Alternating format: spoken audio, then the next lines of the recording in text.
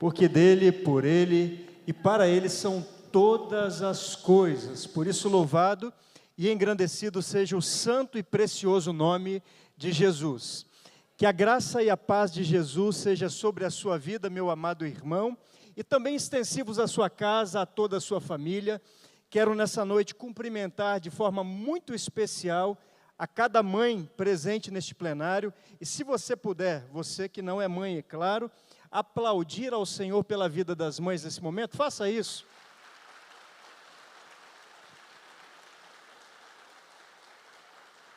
Nós louvamos a Deus pela sua vida, somos gratos pela sua história e pelo seu cuidado. Pastor Juarez, muito obrigado pela confiança, muito obrigado pelo carinho. É sempre uma alegria retornar a esta comunidade de fé, que tem sido um exemplo de dedicação, um exemplo de investimento, através dos seus recursos, através da sua vida, para sinalizar o reino de Deus aqui na terra.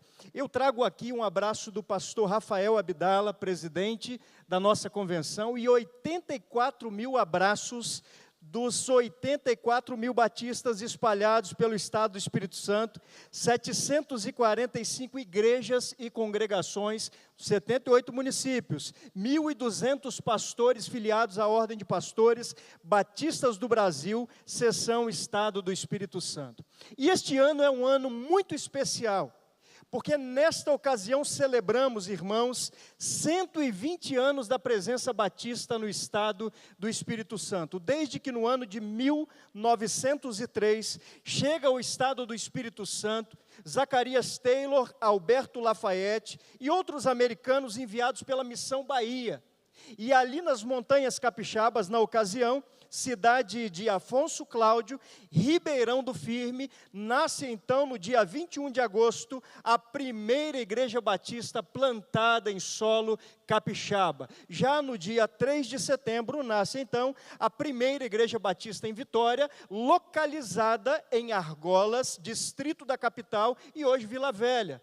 E a terceira igreja também no dia 3 de setembro, Figueira de Santa Joana. E quando eu olho para essa história, pastor Juarez, eu preciso de agradecer a Deus, porque os relatos que temos é que esta primeira igreja batista no estado do Espírito Santo, ela nasce com 60 membros, e quando eu olho para trás e vejo essa história relevante, meus irmãos, eu não posso desprezar as coisas pequenas, porque por meio delas, Deus pode fazer coisas grandiosas.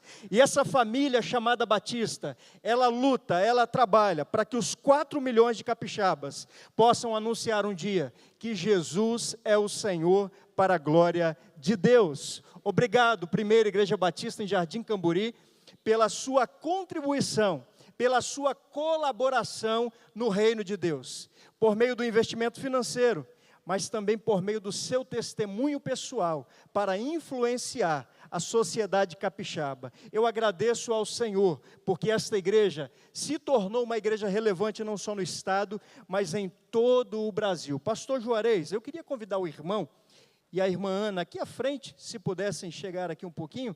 Eu gostaria de convidar a você, que é membro desta igreja, que carrega também o mesmo sentimento que eu, sentimento de gratidão.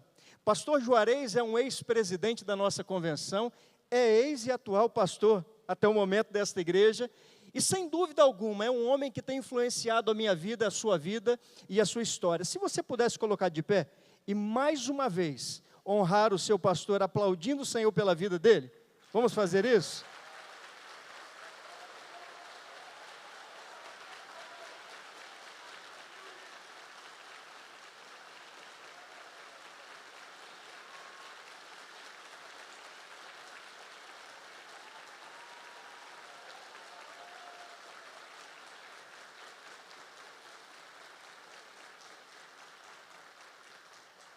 Você pode estender uma de suas mãos? Quem planta honra, pastor Juarez, recebe honra. Pai bendito, nós louvamos o teu nome, porque o Senhor é um Deus bondoso. E em meio a tanta bondade, o Senhor levanta homens piedosos, com generosidade, com o coração disposto a te servir de forma integral, abençoando vidas, E nós notamos esse detalhe na vida do pastor Juarez. Esta é uma marca que ele tem carregado. E todos nós que aqui estamos, somos alcançados pela tua bênção por meio da vida deste profeta e da sua família. Por isso, Deus, devolvemos ao Senhor a glória, a honra, o louvor. Mas aqui apresentamos também a nossa gratidão pela vida do pastor Juarez. Assim oramos, Pai, agradecidos, em nome de Jesus. Amém e amém. Você pode tomar o seu assento nesse momento. Como bem disse o pastor Juarez, estou executivo da Convenção Batista do Estado do Espírito Santo, já há quase 10 anos. Eu sou casado com a Gleisiane, a mulher da minha vida, pai da Elisa, de 3 anos de idade, da Alice, de 2 anos de idade, e acabou por aqui. Já fechamos a fábrica. Tá bom demais, pastor Juarez. Elisa e Alice são bênçãos na nossa vida. Sou membro da Primeira Igreja Batista em Vitória, ovelha do pastor Doronésio, que tem feito a diferença naquela comunidade, tem sido um servo usado por Deus.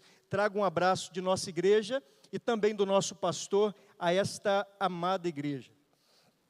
Alguns dias atrás, estava conversando com uma pessoa, e essa pessoa trouxe uma fala muito interessante. Ela disse o seguinte: me parece que nós estamos vivendo em 2023, o ano de 2022. E no primeiro momento eu não entendi. E a pessoa me disse o seguinte: alguns comportamentos estão sendo reproduzidos.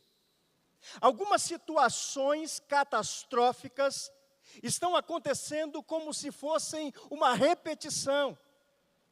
Vivemos em um tempo de tantos conflitos, de tantas adversidades, e olhamos para o lado e buscamos uma notícia boa, uma informação que nos traga alegria, algo que nos traga esperança, algo que possibilite novamente trazer brilho aos nossos olhos. E quando não o encontramos, ficamos entristecidos, em alguns momentos talvez adoecidos. Conheço pessoas que já não querem mais sair de casa, com tanto medo do que está acontecendo no mundo. É interessante que há alguns dias atrás, uma repórter que fazia a cobertura da guerra, ela olha a sua pauta ao vivo e diz: olha só, gente, em meio a tanta guerra, uma notícia boa. E aquela mulher, de forma surpresa, ela traz uma notícia boa em meio ao caos. Talvez você tenha a mesma percepção. Talvez você esteja vivendo também conflitos, desafios na sua vida, ao ponto de achar que Deus perdeu o controle da história. Mas nesta noite eu tenho uma boa notícia em meio às lutas. Deus tem uma boa notícia para você nessa noite. E eu quero compartilhar o texto bíblico, profeta Abacuque, capítulo 1, dos versos 1 ao verso 4, e também no capítulo 2, verso 1 ao 4. Você pode assim abrir a sua Bíblia ou acessar, e acompanhe a leitura nesse momento. A mensagem que o profeta Abacuque recebeu: até quando clamarei, e não escutarás, Senhor? Ou gritarei a ti violência, e não salvarás? Por que razão me fazes ver a maldade e a opressão? A destruição, a violência estão diante de mim. Também há contendas, litígio é comum. Por causa disso a lei se afrouxa, e a justiça nunca se manifesta. Pois o ímpio cerca o justo, de modo que a justiça é pervertida. Capítulo 2, verso 1. Eu me colocarei sobre a minha torre de vigia, ficarei sobre a fortaleza e vigiarei, para ver o que ele me dirá, e o que terei como resposta à minha queixa. Então o Senhor me respondeu e disse: escreve a visão em tábuas, de forma bem legível, para que até aquele que passe correndo possa ver. Pois a visão é ainda para o tempo determinado, e se apressa para o fim. Ainda que demore, espera,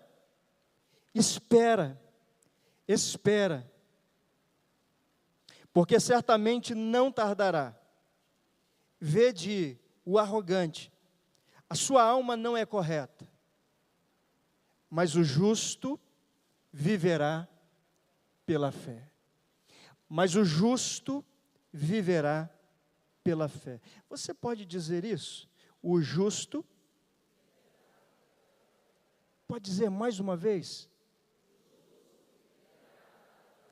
Mais uma vez? Pai bendito, esta é a tua palavra. Palavra esta, ó Deus, que não somente contém, mas ela é a verdade. E que nesta noite, guiados, orientados pelo Espírito Santo do Senhor, a tua palavra produza em nós frutos de arrependimento, de salvação, de edificação e de cura, porque onde há o Espírito Santo, onde o Senhor habita, coisas grandiosas acontecem. Que nessa noite nós possamos tocar, que nós possamos ver e que nós possamos sentir a presença do Senhor, que é sobrenatural sobre este lugar. Obrigado, Santo Espírito, pela tua presença. Continua falando conosco, em nome de Jesus. Amém. O profeta era um homem levantado por Deus. Profeta era o título daquele que não somente falava, mas que vivia verdades acerca do Rei dos Reis, do Senhor dos Senhores, do Criador dos céus e da terra. O profeta tinha a incumbência de levar ao homem uma palavra de confronto. O profeta era aquele que tinha a responsabilidade de levar às autoridades, aos governadores, ao povo, uma palavra de confronto sobre o seu pecado. Mas a palavra também diz que o profeta, ele era aquele responsável por anunciar as boas novas de esperança.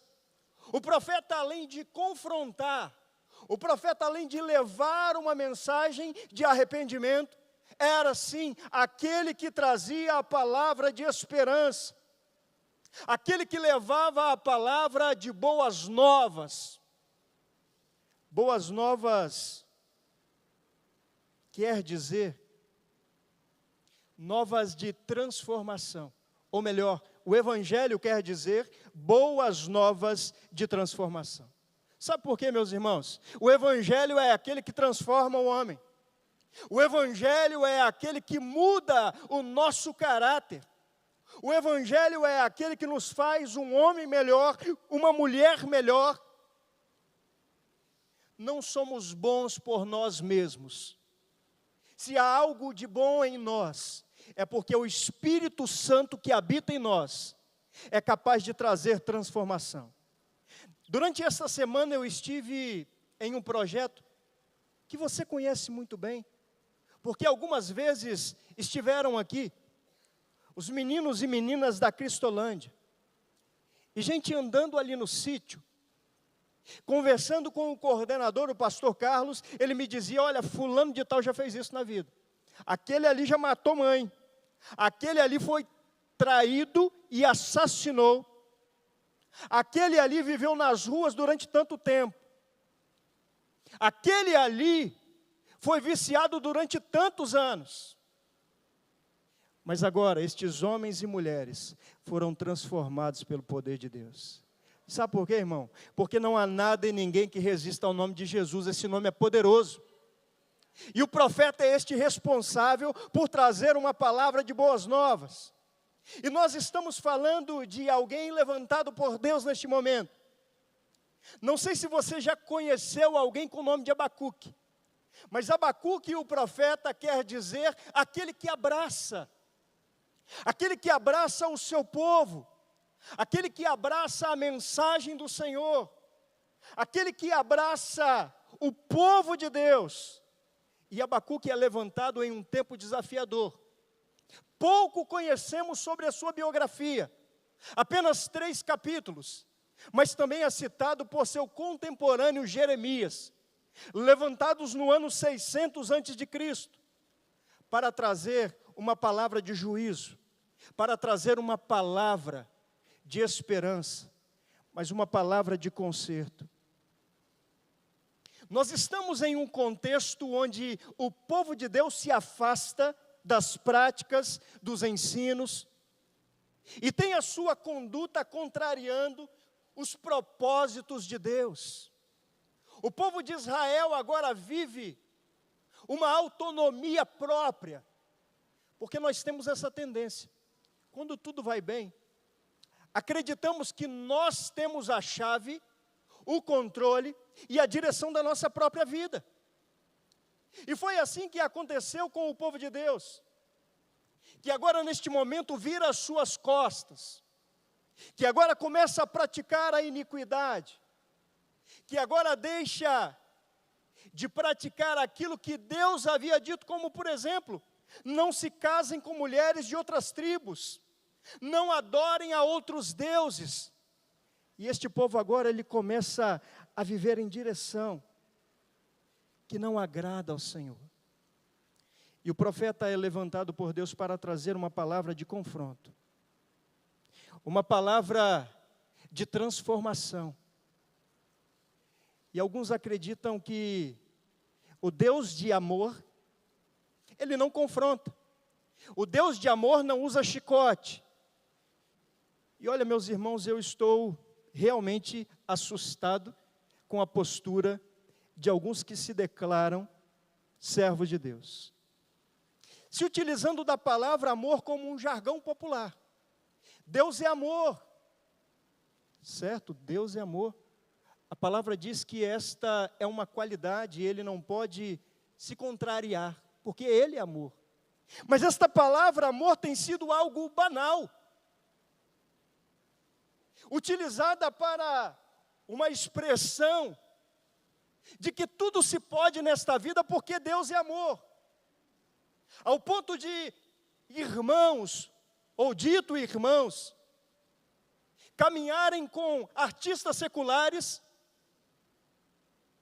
na gravação de músicas, vivendo uma vida de duplicidade, uma vida dúbia, porque Deus é amor, porque Deus está em todas as religiões. Deus não está em todas as religiões, Deus é amor sim, mas Deus é juízo. Deus está onde Jesus é o caminho, a verdade e a vida. Porque, meus irmãos, em tempo de relativismo bíblico, ou em tempo de relativismo humano, a Bíblia continua sendo a verdade. A palavra de Deus não é substituída, ela não precisa de ser corrigida, ela não precisa de ser reescrita, porque a palavra de Deus é a verdade, e a sua palavra não muda. Tiago diz que todo poder, toda a glória vem do Pai das luzes, que não sofre variação alguma. Sabe por quê? Porque Ele é o mesmo ontem, Ele é o mesmo hoje, e Ele sempre será o Deus das nossas vidas. E Ele está aqui nessa noite contemplando a minha vida e a sua vida. Deus é amor, mas Deus é juízo. E esse Deus que é amor e é juízo, Ele usa profetas, ainda nesse tempo, para trazer alertas, para trazer palavra de transformação, para trazer palavra de correção. E foi exatamente isso que Deus fez, foi o método que Ele se utilizou para falar ao seu povo.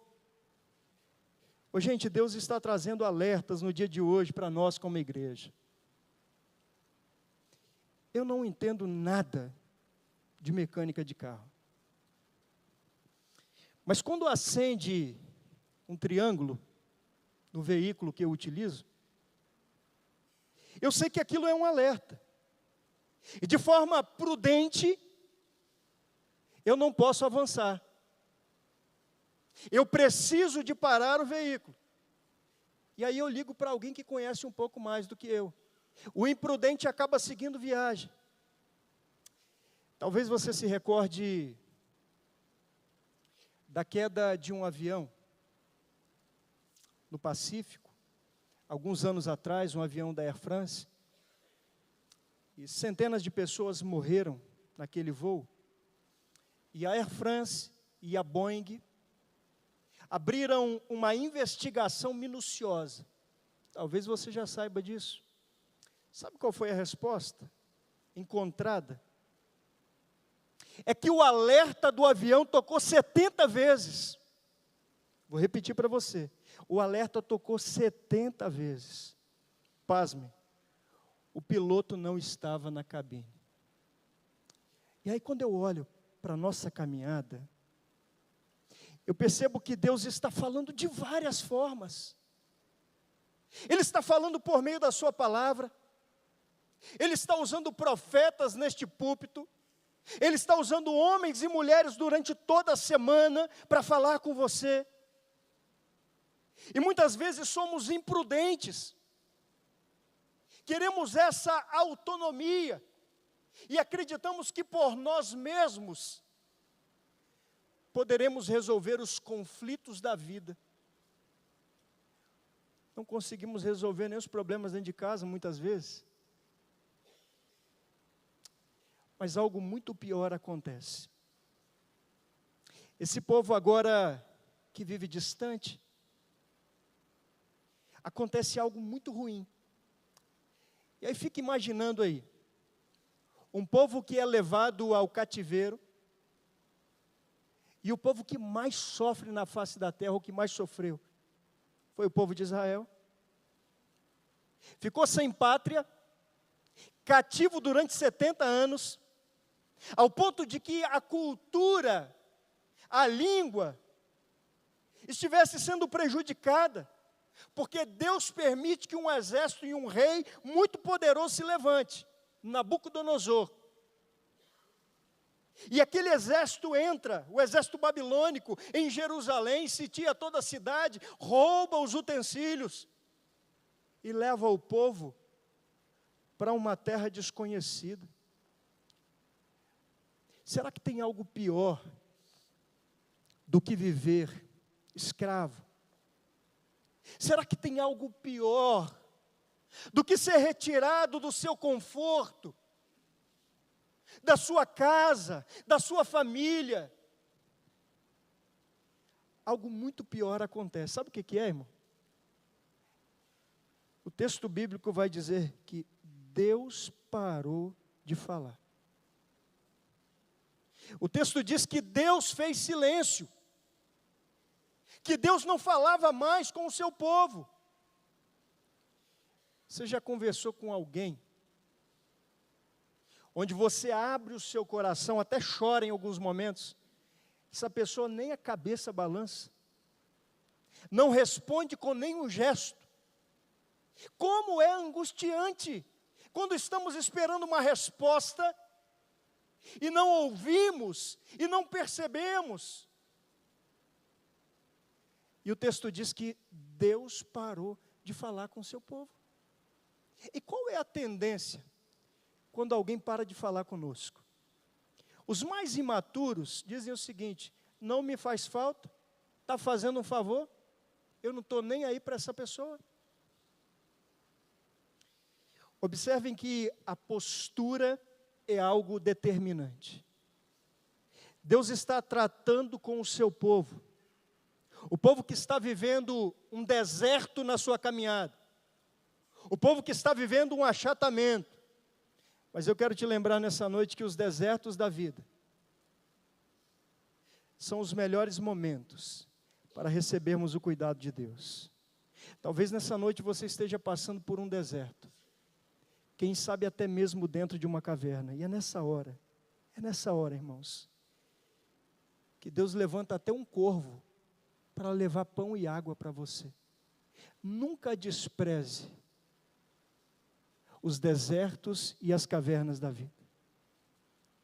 Talvez alguns nesse momento deixariam de lado aquilo que mais foi desejado em um momento da sua vida, se o silêncio acontecesse.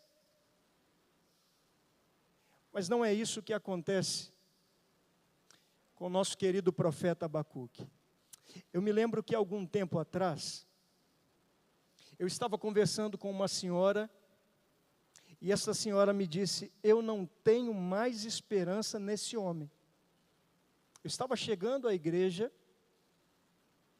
para pregar em uma série de conferências, e essa mulher estava dizendo isso do seu marido, porque o homem entrou bêbado dentro da igreja. E até aquele dia eu acreditava que Deus não falava com bêbado. Mas ao final do culto, meus irmãos, nós fizemos um apelo, e aquele homem alcoolizado veio à frente, e ele entregou a sua vida a Jesus. A palavra de Deus é espera, porque eu estou no controle. E meus irmãos, no mês de outubro do ano passado, eu tive o privilégio de batizar esse homem, que vivia amaziado, que hoje é diácono de uma igreja. O Deus a quem nós servimos é um Deus que faz milagres. A palavra de Deus para mim e para você nessa noite: espera. Olha o que Abacuque faz. Antes de receber a boa notícia, ele toma uma postura. Por isso a postura é algo determinante na nossa vida. Ele vai dizer o seguinte: eu não vou sair daqui enquanto Deus não falar comigo. Eu vou subir até a torre de vigia, e lá em cima eu vou clamar, eu vou buscar, eu não saio daqui enquanto Deus não falar comigo. E aí, meus irmãos, sabe o que acontece? A boa notícia chega. E eu quero trazer a você nessa noite a primeira boa notícia da parte de Deus para a minha vida e para a sua vida. Ela está estabelecida no verso 3 do capítulo 2. Pois a visão é ainda para o tempo determinado e se apressa para o fim. Ainda que demore, espera, porque certamente virá e não tardará. Qual é a boa notícia? A visão é para o tempo determinado. A visão não é para o meu tempo, não é para o seu tempo, não é do jeito, da forma que nós queremos, porque muitas vezes nós queremos fazer do nosso jeito, nós queremos resolver por meio do nosso intelecto, da nossa força, daquilo que aprendemos ao longo da vida. Mas a palavra de Deus hoje para mim e para você: espera, porque a visão é para um tempo determinado. Por mais que o homem tenha dito a você: a sua vida chegou ao fim. Eu conheço pessoas que receberam prognóstico de morte, mas elas não morreram. Sabe por quê, meu irmão? Porque a última palavra é do Senhor. Espera, porque a visão é para um tempo determinado. Mas há uma outra boa notícia, e por aqui eu encerro. Verso 4. Vede o arrogante, a sua alma não é correta, mas o justo viverá pela fé. O justo não vive por meio de vistas. Nós não vivemos por aquilo que estamos vendo nesse momento. Nós não vivemos por meio daquilo que nos é falado. A Bíblia diz que o justo viverá pela fé. É a fé o único elemento, a única força que nos possibilita vencer os conflitos da vida. É somente por meio da fé que nós estamos nesse mundo.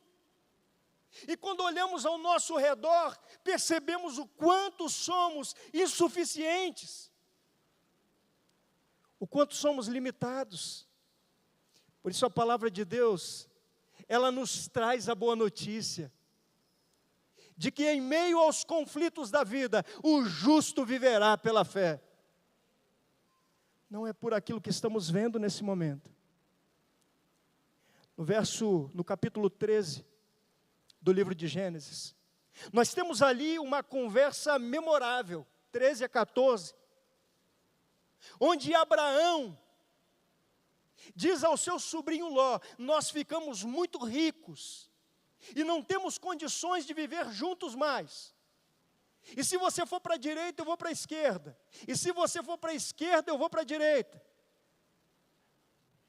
E o que Ló faz?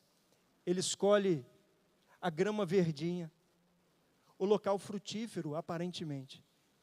Mas Abraão dá um passo de fé.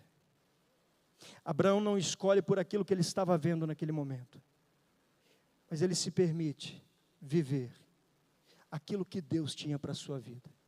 Nessa noite, meu amado irmão, o Senhor nos chama para dar passos de fé.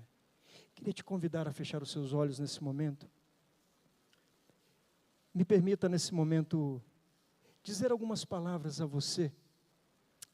Enquanto você curva a sua cabeça, fecha os seus olhos. Já estamos chegando ao final desta celebração.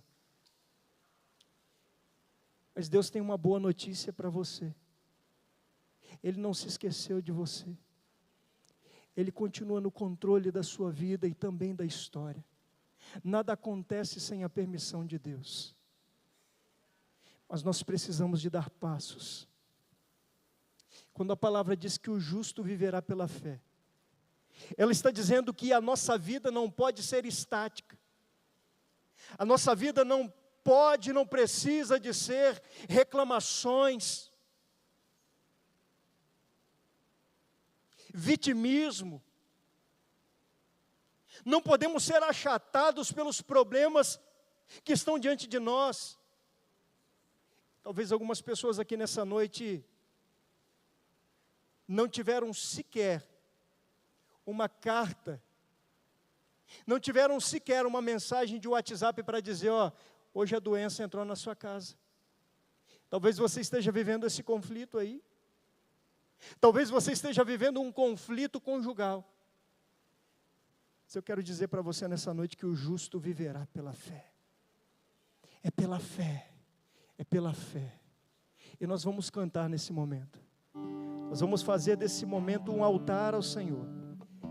Eu quero convidar a você com esse mesmo espírito a se colocar de pé. E quero te dar a oportunidade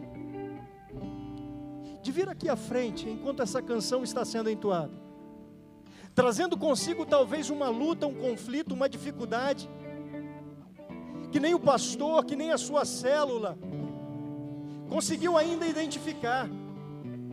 Mas Deus sabe aquilo que você precisa. E nós precisamos de dar passos de fé. Nós precisamos de verbalizar isso. Curte o vídeo, se inscreve no canal, compartilha, comenta, manda para os amigos, manda para as inimigas, manda para todo mundo.